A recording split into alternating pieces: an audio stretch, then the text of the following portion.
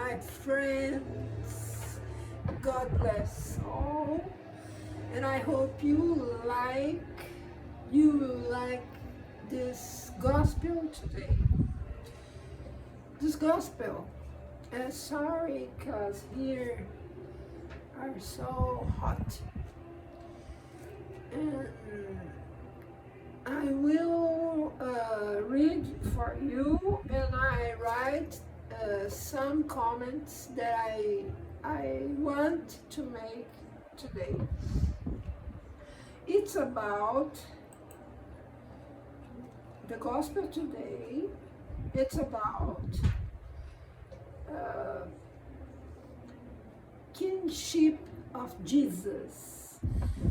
Is chapter 2 of gospel about spiritism from Allan Kardec. I'm sorry, but illumination is strange here.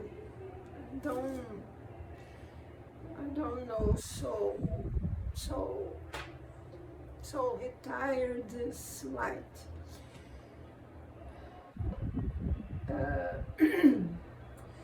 Of the chapter that my kingdom isn't of this world from Jesus Christ. I will read item 5 that was item that we open and down his point. The point of view, no. Four points. The kingship of Jesus. Everyone understands that Jesus' kingdom is not of this world, but he not also have a kingship on the world, on the earth. The little of kind does not always imply the exercise of temporal power. It's given by unanimous consensus to those whose genius places them on the forefront of any order of idea. Do you look? Okay, thank you. You're a light of my life. My microphone. No, all place I go have have choral of Christ. He is next to choral. The kingship of Jesus. Everyone understands that Jesus' kingdom is not of this world.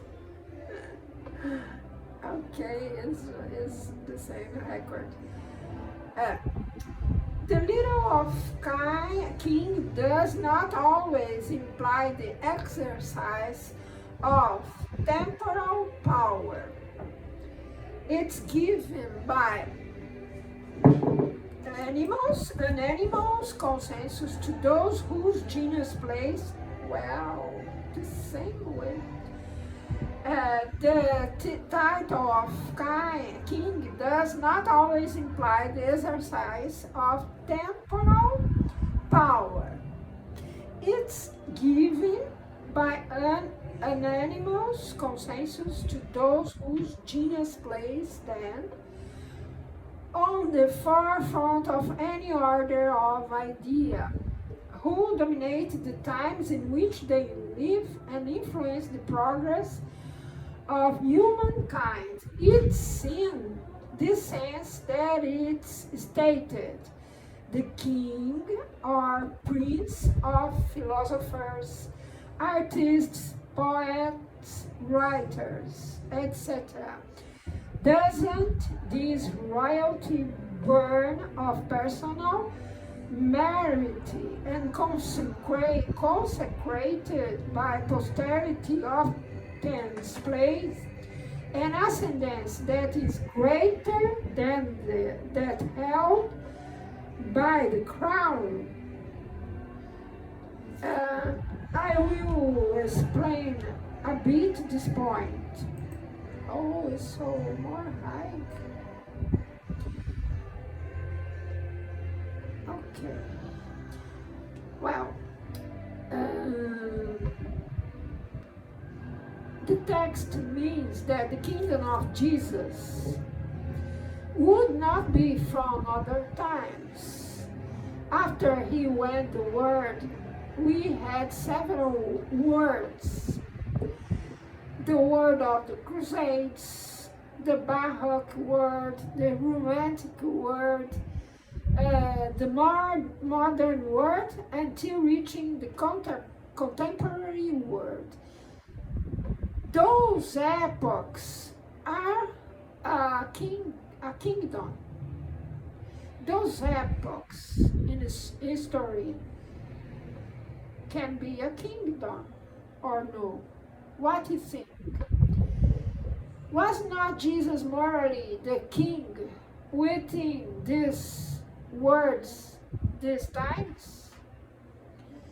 Until Jesus born, until there, all kingdoms were passing in the time, and these kingdoms can be the kingdom that Jesus said in past. My kingdom is not here.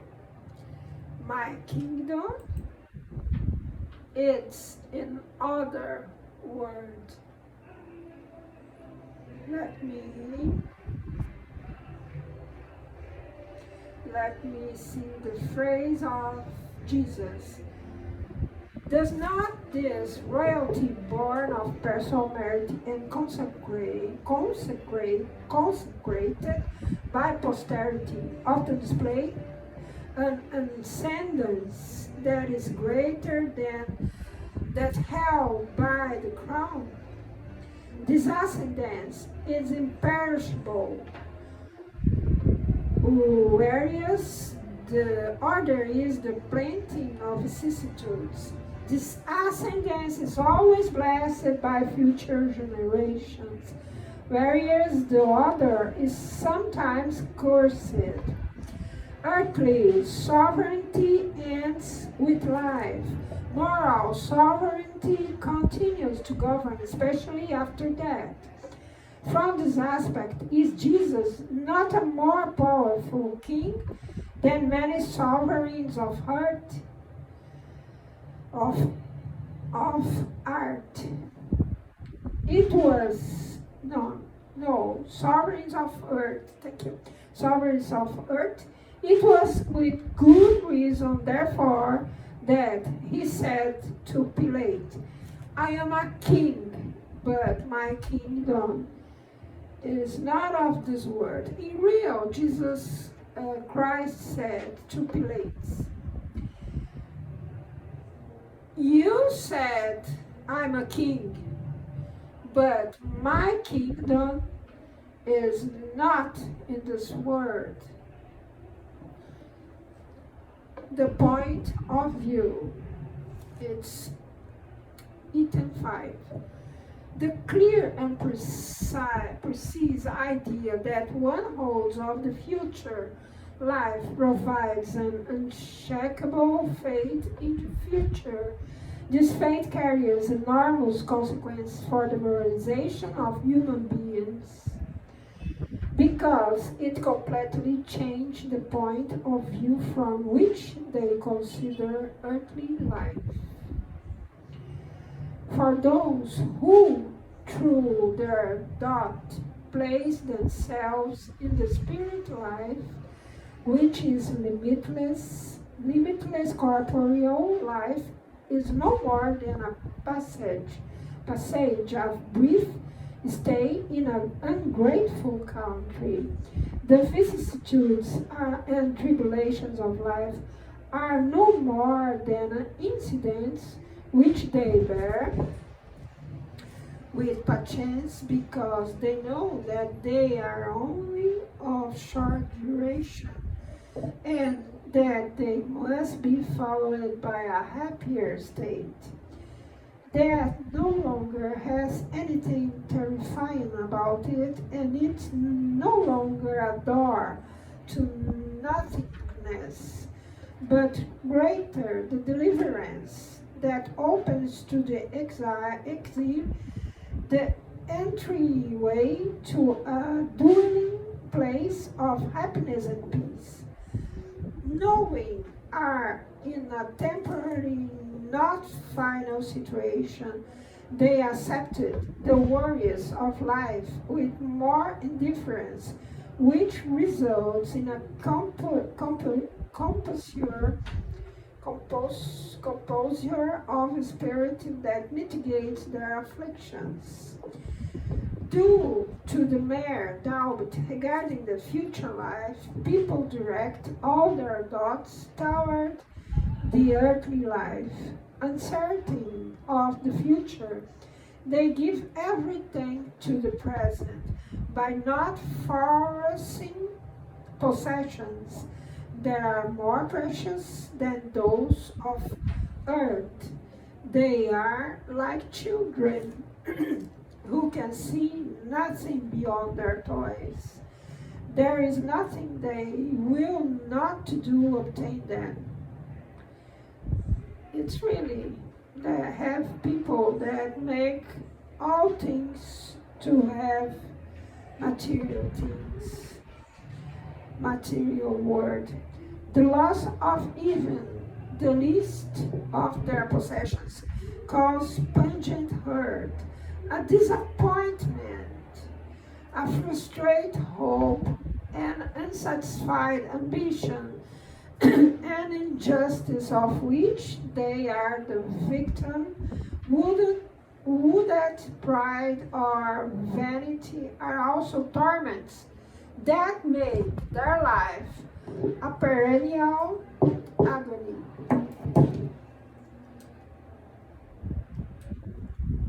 This, however, I am the problem with lens. Continue. Torments that make their life a perennial agony. And its way they intentionally cause themselves true torment at every moment, taking their point of view from earthly life, at whose center they place themselves, everything around them assumes vast proportions. The evil that reaches them, as well as the good that falls on others, everything takes on a great importance in their eyes. The same occurs with those who are inside a city where everything seems big. The individuals who occupy high positions seem like monuments. The individuals who occupy high positions seem like monuments. However, upon ascending a mountain, individuals and things both seem quite small. This is what happens with those who contemplate earthly life from the point of view of the future life. Like the stars in the firmament, humankind is lost in the immensity. They then perceive that great and small things are all mixed together, like ants top amount of earth.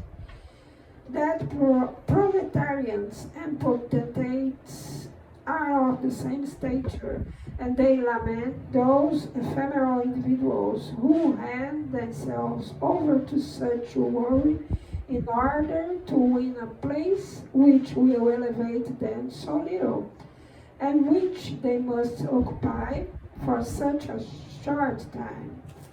This is real. The life here is so short. And all work that must occupy all time is not so good. It is thus that importance attributed to earthly things is always in reverse proportion to faith in the future life. Pay attention. It is thus that the importance attributed to earthly things is always in reverse proportion to faith in the future life. Today, I posted about Archimedes, a philosopher, and they said Archimedes conducted many studies on levers and created the theory of levers. He realized that the force applied to one end of the lever in order to move an object at the other end. It's inversely proportional to the distance from the fulcrum. Give me a lever, and I will move the world.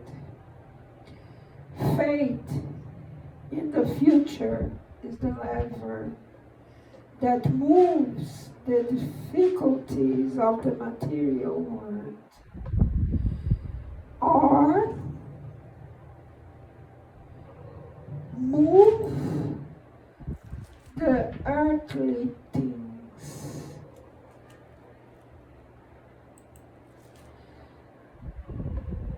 Of the material world.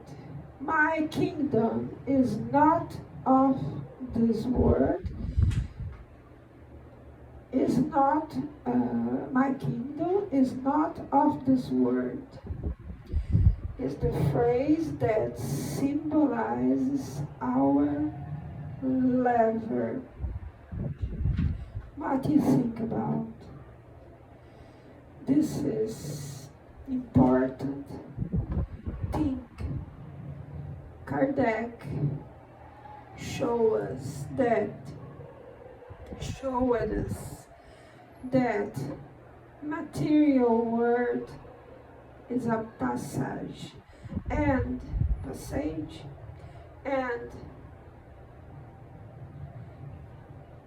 earthly world, earthly things are only an illusion in real. And Jesus Christ said, my kingdom is not of this world, material world. But if you live now a spiritual world in this material world, you can have a kingdom of Christ said. And the real kingdom is the spiritual life. But we are spirits. If we live this life with a bit importance, then we have here a kingdom of Christ said. That Christ said, give me a lever and I will move the world. Jesus said, my kingdom is not on this world. Kardec said, show it, not said it. He showed that the spiritual world is the real world. And here we are spirits with all around spirits influencing now all of us. And then if we put in practice words of Jesus Christ in spiritual aspect, we can give here the kings and kingdom. The kings, how this text said, it's more genius that come here and dominate some scientific areas, biological areas, or sport and artistic areas. They are king. And the kingdom, real kingdom, we can obtain here, now, using this lever. I repeat, he, Archimedes, realized that the force applied to one end of the lever in order to move an object at the other end, it's inversely proportional to the distance from the fulcrum. Give me a lever and I will move the world. Fate in the future is the lever that moves the difficulties of the material world. Cause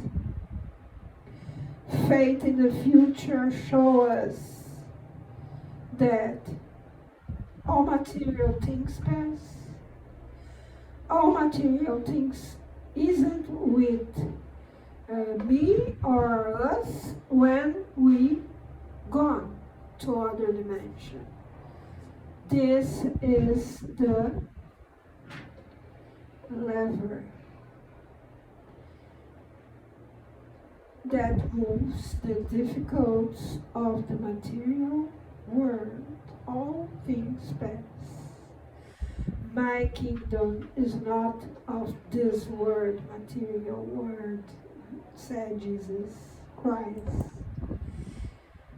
Or my my kingdom is not of this epoch. Okay?